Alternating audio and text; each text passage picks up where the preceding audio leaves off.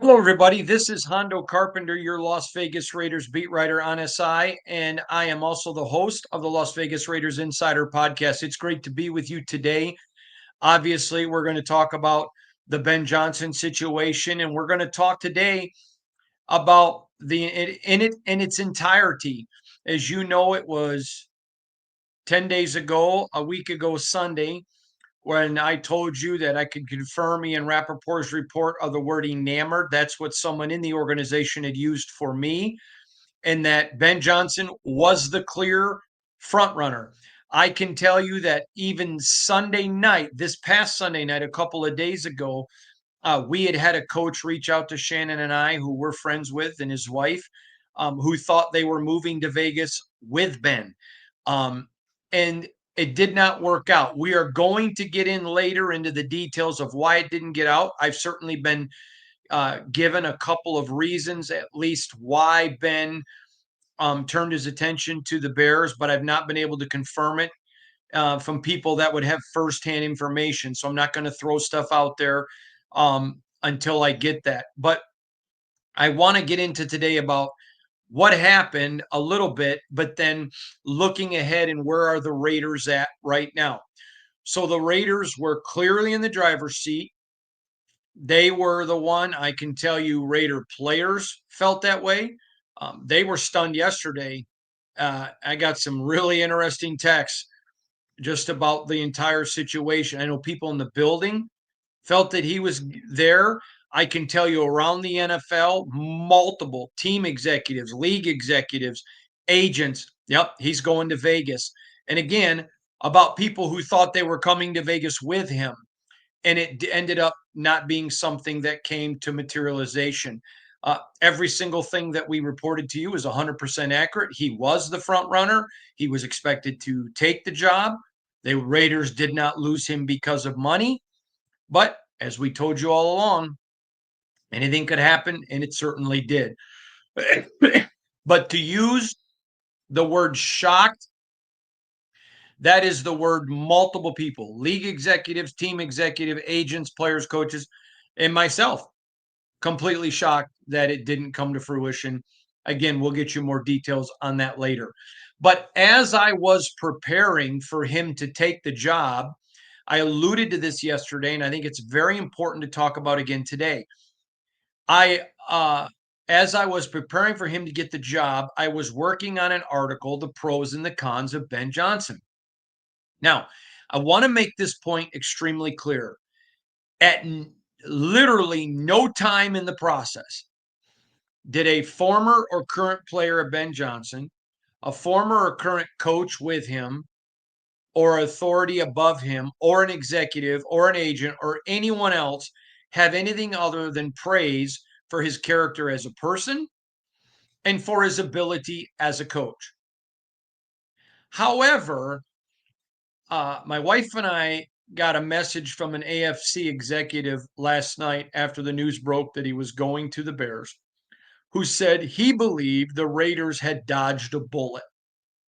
I want to get into that a little bit, not because of character, not because of ability to coach, but because of, and I have shared this, Ben is very introverted. Now, he is very much an offensive whiz and genius. That's factual. But remember when Josh McDaniels came here, league people used the word offensive savant. I can attest to you that Josh McDaniels, the man, is a good man. Raiders players liked him away from the building. Nobody wished him ill will. But Josh was not a leader of men that the head coach has to be. He's more introverted, more quiet, more to himself, a lot like Ben Johnson. And this person who knows Josh very well and knows Ben Johnson very well, this AFC executive, told Shannon and I that he felt the Raiders dodged a bullet and called him Josh McDaniels 2.0. Some people are meant to be an offensive coordinator or a defensive coordinator, but they're not meant for that head job. And as I asked other people, I said, I was told this by an AFC executive. It was kind of Josh McDaniels 2.0. Several people, including people with the Lions, agreed. And I can tell you, everyone at the Lions expected him to go to the Raiders. That was the entire mood of the entire situation.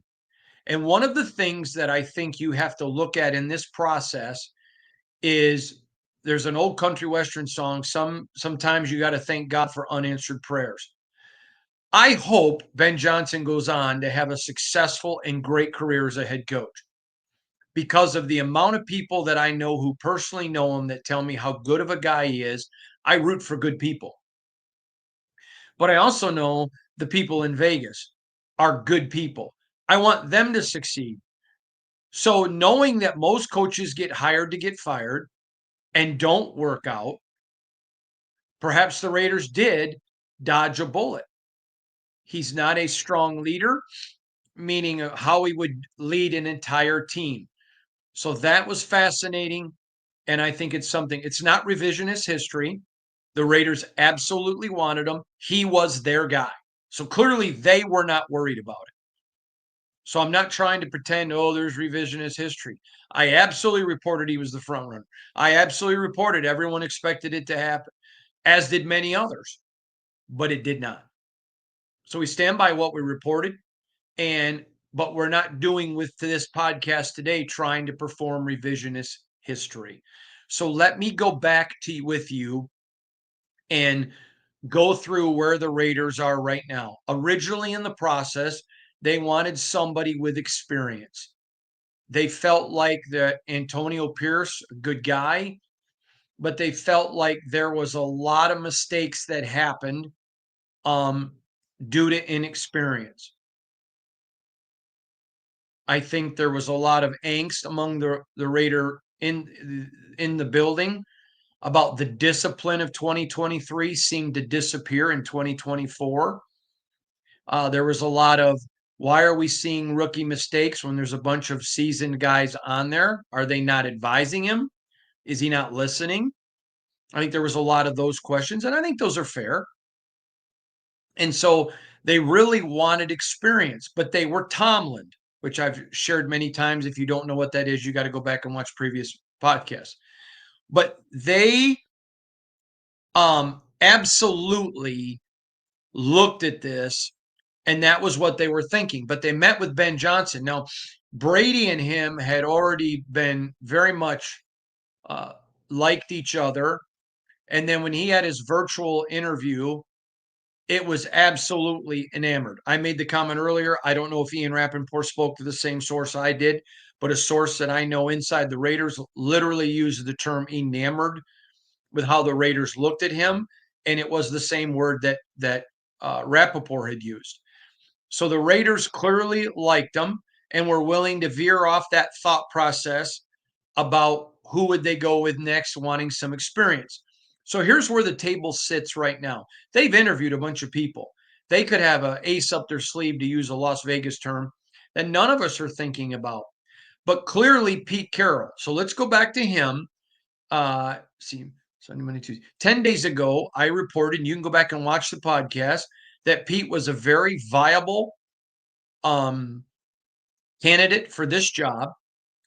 But I was told by someone in the organization, if he got the job, that he would probably have gotten it because their other options had failed.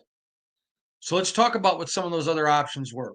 First of all, Vic Tafer and Tashawn Reed of The Athletic, two competitors, but two friends, reported first, and they deserve that credit, that Mark Davis niet with Mike Vrabel. Just didn't want to go back. He felt the Patriot way had failed. When I talked to somebody in the organization about that report, they agreed, said that was a Mark thing. So here's Vrabel, probably one of Brady's top choices. He's off the table. Now Ben Johnson off the table. So now it clearly puts Pete Carroll absolutely in play for this job. Yes, he's in his 70s, which a lot of people are talking about, but I can also tell you his energy level is not that 70-year-old man. But he brings instant credibility to the head coach's office. He knows how to manage things. He knows how to handle things. He knows every aspect. There's a good chance if he were to come, he may bring Gus Bradley. Now, literally just a few moments ago, I was talking to an executive who told me that he is hearing that Carroll would bring his sons over to be part of his staff. What about reuniting with Gus Bradley, who the Raider players absolutely love? That's certainly a possibility with Patrick Graham. With Patrick Graham moving on, certainly a possibility. So you certainly look at that and take a long look there at Pete Carroll, which I think that's no booby prize. If you get Pete Carroll to be your coach, that's great. Now, if you're looking at the long-term viability, you may say, well, he won't be here in 10 years. Well, how many coaches has Mark Davis hired that have been here in 10 years? How many coaches in the NFL are there 10 years? That's the unicorn. I do think for sure you get 5 out of them and bring some stability to your organization. You know what he can do with quarterbacks. Just throwing that out there. Not advocating for or against Pete. I'm just telling you the reality is I think Pete Carroll would be a great option. And if you walked out with Pete Carroll as your coach and you're a Raider, I would think you'd be excited about that. Another guy that I don't think is getting enough attention from Raider fans, but I know has been mentioned to me multiple times by people in and outside the building, Steve Spagnuolo, the defensive coordinator of the Chiefs. He already knows the weaknesses of the Raiders offense because he goes against them. He knows the roster. He knows the Chiefs. He has massive amounts of experience. He's a winner. And the moment he would take over the head coaching chair of the Raiders, instant respect in that building from all the players. Every one of them. Every single one of them. Instant respect. So I think Steve Spagnuolo, if you're looking in that experienced route, maybe if you don't like Pete Carroll's age, you look at a Spags. If Pete Carroll's age doesn't bother you, then I think you go with Pete. But the last one is a name that I want to throw out to you. If they decide, you know what, we really like Ben, we're convinced now, let's go get an up and coming young offensive mind, then that's Liam Cohn. John Spytek is clearly in the driver's seat for the GM job, the Tampa Bay Buccaneers AGM. Not reporting it's done, but clearly he's in the driver's seat for the job. And Liam Cohn is there with him. They know each other. Now, I am working on stories on all three of these guys, getting strengths and weaknesses. But Spags, with his experience, if you're saying, well, he's on an offensive guy, agreed. But the Raiders would go get a trusted offensive mind, and he knows a lot of them, and he knows who the good ones are. He's had to compete against them and allow them to run his offense. With Pete Carroll, I already mentioned Gus Bradley. With Liam Cohn, what direction would he look? Don't have an answer to that. But the point is that as the Raiders sit here today, absolutely, I think people should be disappointed. Okay? If that's the guy that you wanted, you should be disappointed. If it's not the guy you wanted, you should be overjoyed. But I've gotten a lot of email, by the way, thanks to all of you who tell me how fat, stupid, and dumb and how much you wish I was dead. That I found those to be entertaining. But I not apologizing. I never said one thing that wasn't truthful. So I'm good with I can live with myself. But what I would say to you is a lot of people are like, oh, Tom Brady failed. I'm not willing to call this a failure. And if they had failed, I would say that it was a failure. If they go get a coach who turns this around, nobody's going to care that Ben Johnson isn't here. And if Ben Johnson goes and has great success and their choice fails, everybody's going to be mad. But here's one thing. There are great candidates that want to come here. There are great candidates that desire to be here. That's a fact. And so I would suggest that if you're disappointed, there's nothing wrong with that. But I would trust the process here. I would let the process take its course. I would let the process take its direction. and just trust it. See what happens. Watch how it goes. I think this is going to be a fascinating time. The Raiders are certainly find a way to make it to the front of everybody's attention, and they've done that. But I'm going to tell you this. I think there's a lot here and a lot of missing pieces that have to be filled in. I don't expect the Raiders to panic. It's not the way they operate. They've got enough good people that want this job. They're going to be completely focused. Now, if they already know that Pete's the guy, it could happen quick. If they think Spags might be it, maybe they wait for an after the Super Bowl interview. Cohn, available now. Cohen, you get an offensive guy that's proven an ability with quarterbacks. But what does he do with defense? So with each person, there's some question marks. Undoubtedly, you get less question marks with Pete and then less question marks with Steve and more question marks with Liam. But how does it all play out? At this point, nobody knows. It's back to square one for the Raiders, which is fine. This is a great job and it's a great opportunity. I want to end with this. I told you all not this past Sunday, but the one before 10 days ago, that if Ben Johnson did not become the coach of the Raiders, that it was not going to be for money. I can tell you he got a very big deal from the Bears. Very big deal.